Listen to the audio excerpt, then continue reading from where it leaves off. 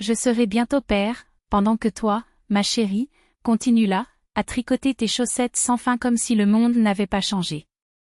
Dégoûtée, elle ne me regarde même pas droit dans les yeux, tandis que je m'enfonce dans les bras d'un autre. Jusqu'au jour où je t'ai accidentellement croisé dans la rue, et j'en suis restée bouche bée, j'étais tellement surprise.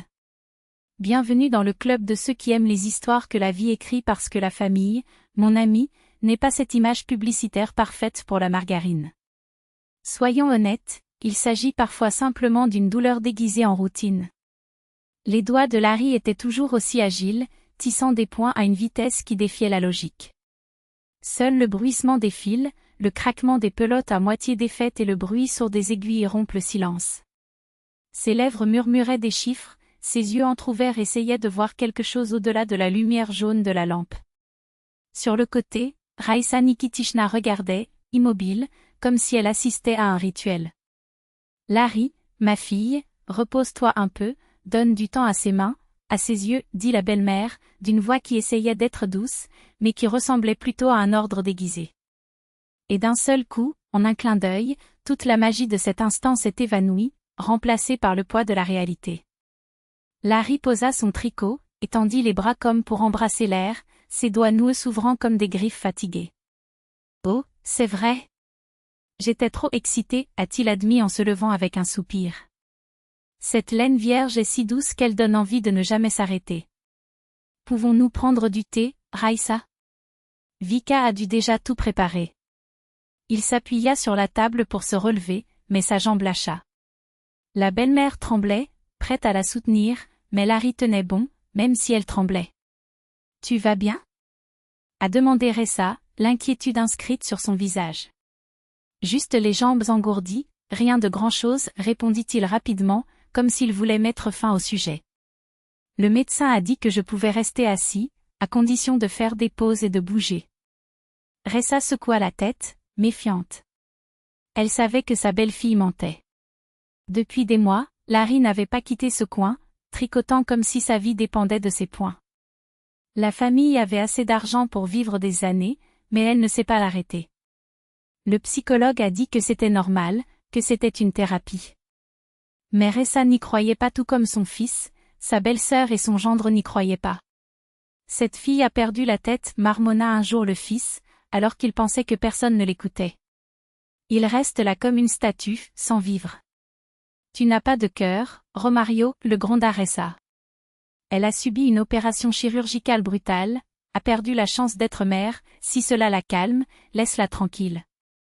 Ça fait 6 mois, maman. Rétorqua-t-il, irrité. Elle aurait dû s'en remettre. Elle y reste comme une recluse, et en plus on dit que ce n'est pas grave. Juste une anesthésie, une seule procédure, comme se faire enlever une dent. Ressa ne savait plus qui croire.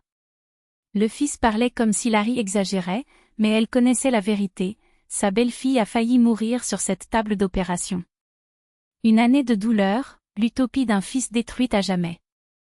Et maintenant, alors que la famille avançait, Larry s'enfonçait dans ce tricot sans fin, comme si chaque point la maintenait en vie. Avant, elle travaillait dur pour tout donner aux autres, sa propre maison, un réfrigérateur plein. Romario, ingrat, acceptait tout comme si c'était son droit. Il a tellement donné de lui-même qu'il a brûlé intérieurement. Lorsque les médecins ont constaté que quelque chose n'allait pas, il était trop tard. S'ils étaient venus plus tôt, nous aurions pu sauver l'orgue, ont-ils déclaré. Mais non, elle l'a reporté, rêvant d'une fille, d'une famille parfaite, et a tout perdu d'un coup. C'est une colocataire à l'hôpital qui lui a appris à tricoter. Cela va vous distraire, dit-il. Et distrayant. Mais Larry ne savait que confectionner des chaussettes. Sa grand-mère lui a appris quand il était enfant, sa mère ne l'a jamais su. Alors, chaque fois que l'angoisse se renforçait, elle revenait à ses chaussettes. Et j'ai pressé le souvenir. La famille a disparu. Ressa est apparue, mais sa présence a fait plus de mal qu'elle n'a aidé. Romario ? Il ne prenait même plus la peine de parler. Cuisine, lave, repasse, et c'est tout. Je ne vais pas perdre mon temps en bavardage, a-t-il déclaré. Les amis ? Ils ont arrêté de l'appeler. Comment parler des enfants, de l'école, de l'avenir, quand Larry porte une blessure qui ne guérira jamais? Elle est donc restée là, tissant des chaussettes qu'elle a offertes à tout le monde. Même pour elle-même, car elle a découvert le réconfort dans cette laine chaude et douce, qui enveloppait ses pieds comme un réconfort silencieux. Jusqu'à ce que, involontairement, il entende ce qu'il n'aurait pas dû entendre.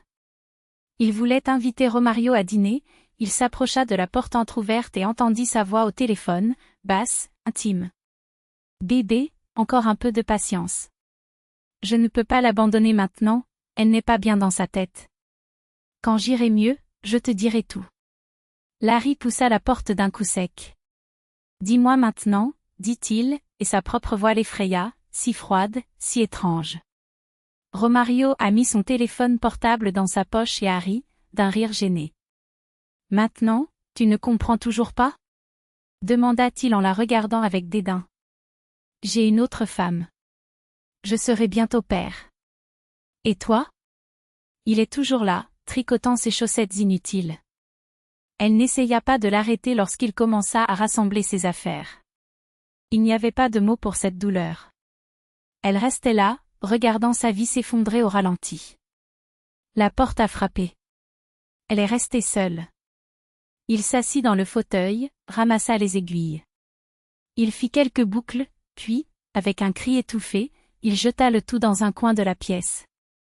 Le téléphone portable sonna. C'était Raissa. « Larry, mon amour, pardonne-moi de ne pas te l'avoir dit. Mais c'est mon fils. Je comprends. Éteins. J'ai bloqué le numéro. Je ne voulais pas de pitié, je ne voulais pas d'excuses. Au diable tout le monde. » Bien entendu, il n'a pas perdu de temps. Son amant exigeait déjà un engagement, et Romario, libéré de sa « femme ennuyeuse », courut dans ses bras, pensant qu'il serait enfin heureux. Jusqu'à ce que le masque tombe. Le bébé est né, mais il ne l'a pas aidé du tout. Argent ? Cela n'entrait presque pas.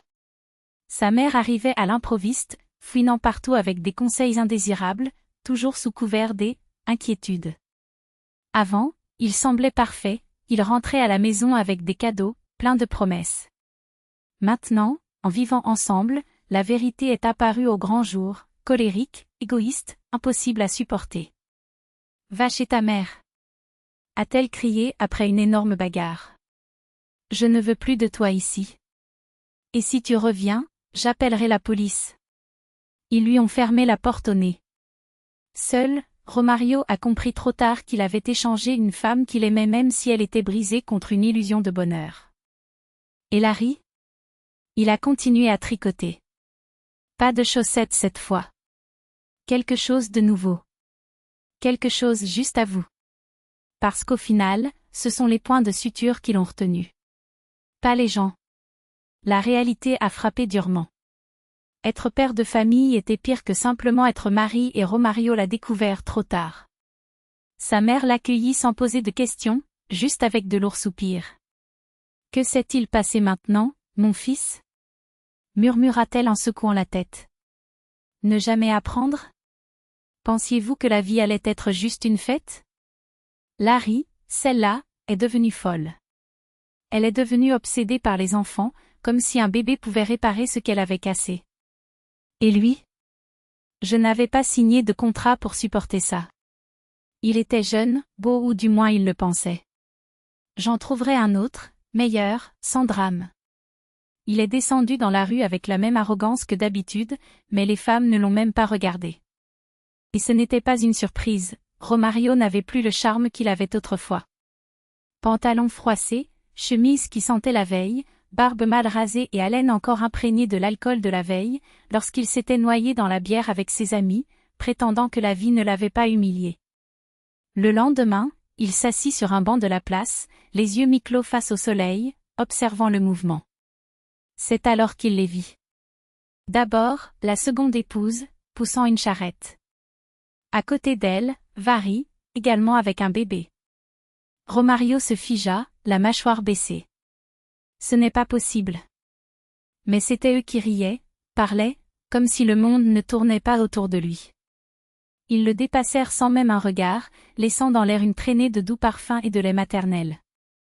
La fierté n'a pas permis à Larry de se contenir. Il se releva, courant presque pour les rattraper. Et qu'est-ce que c'est? Il essaya de paraître décontracté, mais sa voix était tremblante. Vous connaissez? Les deux échangèrent un regard et rirent. Varry a été direct. Bien sûr, nous nous connaissons. Il est temps, en fait. Et alors? Et l'enfant? Romario a montré le chariot, comme s'il avait droit à une explication. À qui est-ce? Larry repoussa légèrement le chariot, comme pour le protéger. Notre. Répondit-il sèchement. Et qu'est-ce que tu veux dire par là, Romario? Mieux vaut s'inquiéter pour son propre enfant, n'est-ce pas? Oh, j'ai oublié, tu ne l'as pas. Varry ajouta, avec un sourire ironique. Je pensais que tu serais un père exemplaire, Romario. Mais au final, vous n'avez même pas réussi à avoir d'enfant. Il se figea, les mots le frappant comme des coups de poing. Comme ça? Je n'ai pas compris. Je ne pouvais pas comprendre. Larry, cependant, ne lui laissa pas le temps de réfléchir. Les deux hommes continuèrent leur chemin, reprenant leur conversation, riant à nouveau, tandis qu'ils restaient là, un poteau humain, regardant le vide qu'ils laissaient derrière eux. Mais Larry n'était pas en colère. Au contraire. Voir Romario ainsi perdu, pathétique était la confirmation que Jana n'avait pas menti. Il ne serait jamais l'homme qu'il avait promis d'être. Et, étrangement, cela la remplit de soulagement. Parce que s'il était resté, s'il ne l'avait pas trahi, s'il n'avait pas tout abandonné, elle ne se serait jamais permis de rêver au-delà de ça. Il n'aurait jamais trouvé en Janaoui, cette Jana, celle-là même qui lui avait volé son mari inallié et inattendu. C'est elle qui a appelé, des mois après le divorce, pour s'excuser. C'est elle qui a écouté, sans jugement, lorsque Larry lui a avoué sa plus grande peur, ne jamais être mère. Et c'est elle, avec ses relations, qui a accéléré le processus d'adoption qui, à lui seul, aurait pris des années. 2 mois plus tard, Larry la suivait avec des papiers signés et un bébé dans les bras. Maintenant, elle était mère. Et Jana?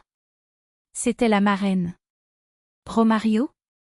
Il vivait toujours avec sa mère. Il se noyait toujours dans la bière, maudissant toujours les 2 femmes qui, au fond, n'étaient jamais celles qu'il imaginait. Ils ne l'ont jamais apprécié comme il le méritait. Mais la question demeure, et vous? Qu'est-ce que la famille pour toi? Un contrat? Une obligation? Ou le courage de se réinventer, même quand tout s'effondre? Car en fin de compte, le véritable amour n'est pas celui qui vous rattrape lorsque vous tombez. C'est celui qui vous fait avancer alors que vous ne savez même pas que vous pouvez voler. Aimez, commentez, partagez. Et rappelez-vous, les moments qui en valent la peine sont ceux que nous vivons réellement.